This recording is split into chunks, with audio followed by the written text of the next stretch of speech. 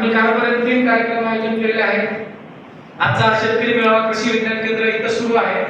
मागील 3 दिवसांमध्ये जवळपास आम्ही 500 शेतकऱ्यांसोबत विविध मेळावे व प्रशिक्षण कार्यक्रम आयोजित केले.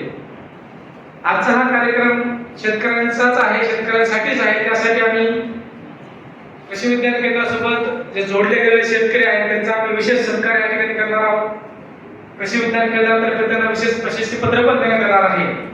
आणि सर्वात महत्त्वाची गोष्ट म्हणजे सर, आपण त्यांच्याकडूनच ऐकणार आहोत की खरोखर कृषी विज्ञान केंद्र किंवा कृषी विद्यापीठ जे स्थापन झालेले आहेत आणि ते स्थापनेमध्ये त्यांनी जे शिफारसी केलेल्या आहेत, जे तंत्रज्ञान आपल्यापाशी घेऊन आलं, त्यामुळे आपल्या जीवनामध्ये काही बदल झाला का नाही.